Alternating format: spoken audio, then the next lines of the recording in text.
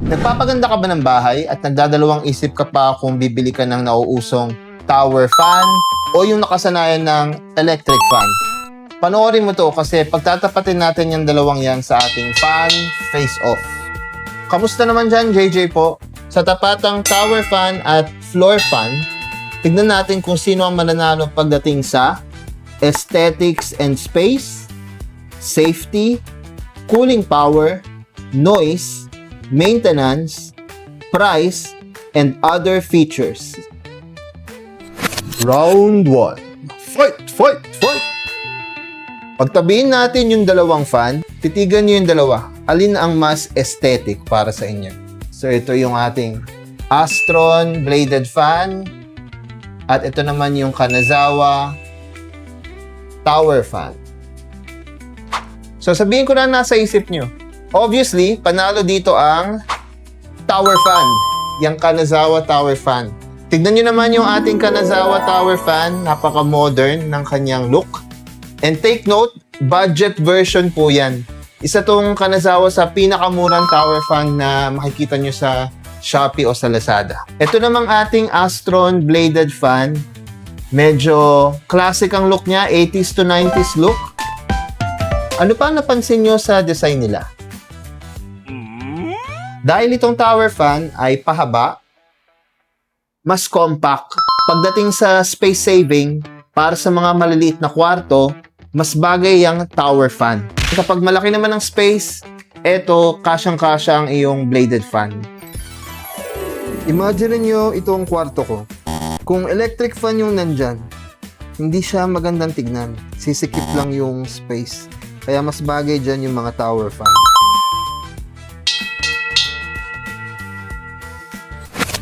Round 2. Fight! Fight! Sa mga magulang dyan, siguradong concerned din kayo sa safety ng mga fan na to. To be honest, relatively safe naman parehong fan na yan. Itong floor fan, meron siyang mga mesh grills. Ayan. Para hindi mahawakan yung LEC. Pwede mong itry isuksok yung daliri mo dyan, pero maliliit din naman yung space niya. Nakasanayan na natin yan bilang mga Pinoy. Ito ang lagi natin gamit and safe na safe pa rin naman tong fan na to. Although, syempre, may mga bata na kaya pa rin nilang ipasok yung daliri nila dyan. Sa tower fan naman, nasa loob yung kanyang mga blades at hindi mo siya ma-access. Ayan. Pag i-zoom natin, nasa loob siya. Medyo mahirap ipasok yung daliri mo dyan. So, actually, parang hindi mo nga talaga siya mapapasok.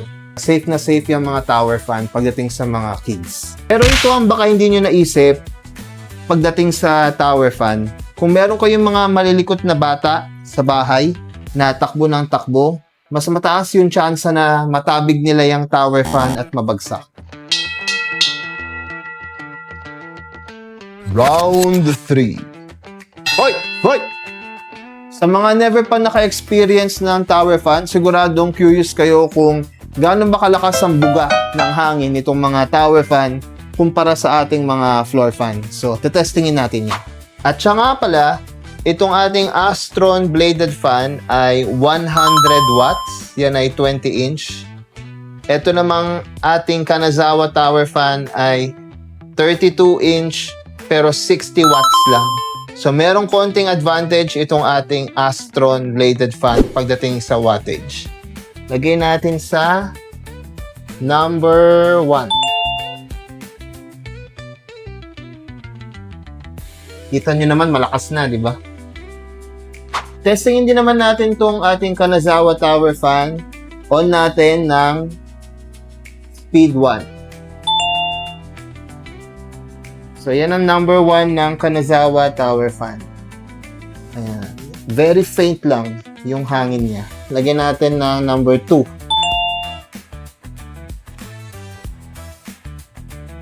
So, yan ay number 2 ng Kanazawa tower fan.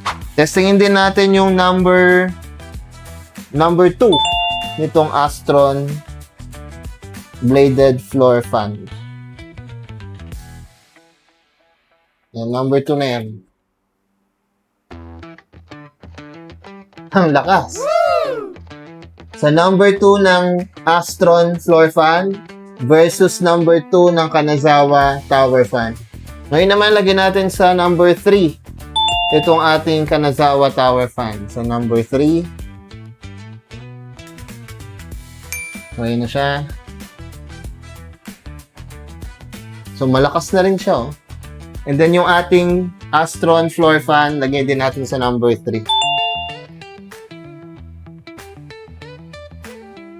So, yan ang number 3 ng Astron Bladed Floor Fan versus number 3 ng Kanazawa Tower Fan. Based sa ating test, I would say na kahit sa number 3 nitong tower fan, mas malakas pa rin yung number 1 nitong bladed floor fan ng Astron. Although again, may advantage talaga itong si floor fan dahil siya ay 100 watts at itong si Kanazawa ay 60 watts lang. Kahit na mas mataas siya, 32 inch, ito ay 20 inch lang. So iba naman talaga ang purpose nitong ating tower fan kesa sa floor fan. Kaya kung nag-expect ka na ito lang, tower fan lang ang source mo ng buga ng hangin, like sa buong mong living room, madi-disappoint ka talaga. Kasi hindi naman talaga yun ang purpose niya. Itong floor fan, bagay siya sa mga malalaking kwarto, like sa living room, sa malalaking bedroom. Ito namang mga tower fan, dahil mas targeted yung buga niya ng hangin, dahil kita nyo, pahaba siya, di ba? So yung hangin niya, pag ganun lang, mas targeted yung buga ng hangin niya.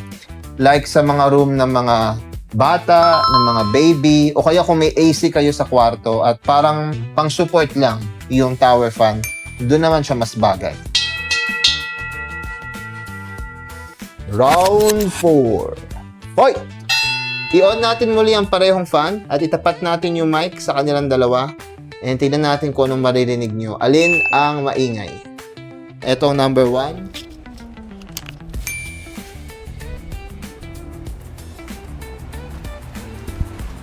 Number 2.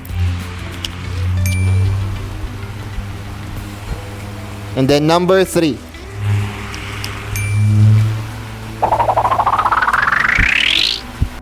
Testingin naman natin ang noise level nitong Kanazawa Tower Fan. Ito ang number 1.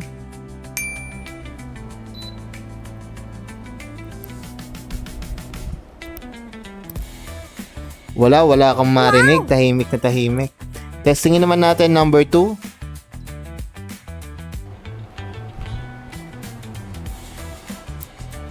Tahimik pa rin si Tower Fan. Testingin naman natin number 3.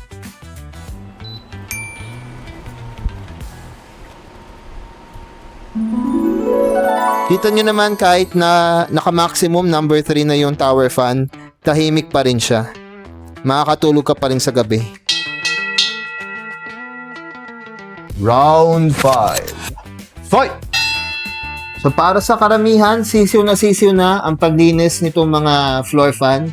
Dahil sanay na tayo dyan, dapat regular na nililinis yan dahil madaling maipon yung alikabok dito sa mga de-elising fan natin. So alam niyo yan, napakadaling kalasin nitong mga floor fan. Tatanggalin nyo lang dito, tataas nyo lang ganyan, tataas nyo lang yan. And then, aangat nyo lang. Madali na siyang linisin. Ikot-ikot lang yun itong LC para matanggal and then hugasan nyo na siya. So, paano naman tong tower fan? Nasa isip nyo siguro, paano ko lilinisin yan? So, ang recommended po na paglinis nitong mga tower fan ay weekly. So, ito, pupunasan nyo lang siya sa labas. And then, ito, pwede nyo rin siyang ipasok dyan sa mga space, ganyan. So, ganyan ang paglinis niya. So, manual, linis, punas, and then pwede nyo rin siyang i-vacuum. So, kung may vacuum kayo sa bahay, pwede nyo rin siyang vacuumin. Kasi pag hindi nyo siya nilinis weekly, pwede siyang maipon dun sa loob. Nakita nyo yung loob na yan? Kapag ganyan na, dun na siya mahirap linisin kapag nasa loob na yung naipong alikabok. So, ang tanong, paano kung naipon na sa loob yung alikabok? Paano nyo na siya lilinisin? Yun na ang mahirap.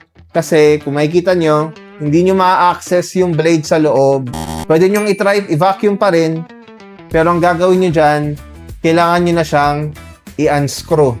I-unscrew nyo. Tapos kakalasin nyo siya. May napanood ako sa YouTube, medyo mahirap kalasin tong Kanazawa tower fan. And meron ding risk na masira niyo siya, na ma-break niyo yung dito sa part na to o sa ilalim. So, yun ang mahirap. So, wag niyo nang paabutin sa ganong sitwasyon. Linisin niyo siya every week. Round 6. Fight! Pagdating sa price, ito ang presyo ng Astron 20-inch Airblade floor fan. Sa Shopee po yan ay 100 watts. And then meron ding other option, Airblade 18-inch, Shopee din, 70 watts. And then yung 16-inch na Astron. Ang Kanazawa naman ay buy one take one po yan sa Shopee. 60 watts. Ito ang kanyang presyo. Since buy one take one, estimate price siguro ng isa ay ito. Round 7. Fight! Pag-usapan naman natin ang other features nitong parehong fan. Itong Kanazawa tower fan, meron siyang 120 degrees rotation. Ito namang Astron bladed floor fan ay may 180 degrees na rotation. Itong ating Kanazawa tower fan ay may remote na kasama. Merong on, off, speed, timer, and swing button. Meron din siyang temperature display. Makikita niyo yung temperature. And then yung setting kung 1, 2, or 3. Ito namang floor fan, wala siyang remote. And wala rin siyang temperature display. So very old school itong ating Astron floor fan. And lastly, itong ating tower fan ay meron timer. Matindi ang naging tapatan ng dalawa nating fan sa ating fan face-off ng Astron bladed floor fan versus the Kanazawa tower fan. Oras na para i-announce kung sino ang nagwagi sa bawat mga round. So, reviewin uli natin.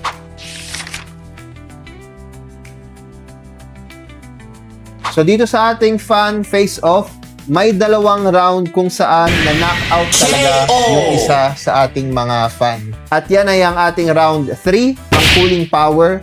Dahil sobrang laki talaga ng diferensya nitong lakas ng buga ng hangin ng tower fan sa floor fan. And round 5, pagdating sa maintenance, sobrang dali talagang linisin itong mga floor fan kumpara dito sa tower fan. So again po, reminder, iba ang purpose ng tower fan, iba ang purpose ng floor fan.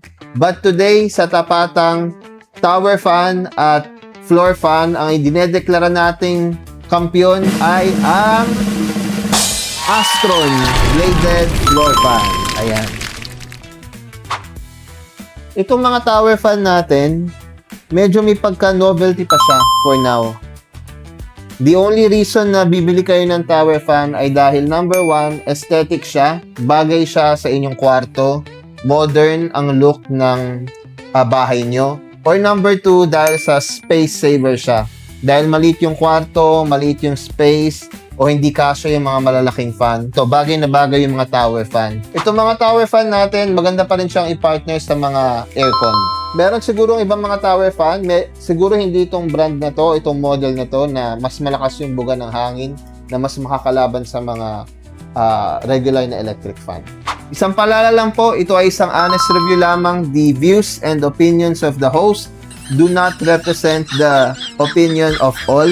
Sariling opinion ko lamang po ito. Hindi po tayo nagke-claim na expert. I'm just your average Joe na nagsishare ng kanyang honest experience. So, feel free to share your thoughts in the comment section. Ang purpose po ng video ito ay para makatulong sa inyo na makapag-decide kung ito bang tower fan ang nababagay para sa aking needs o itong floor fan o mga bladed de-elising fan ang dapat kong bilhin.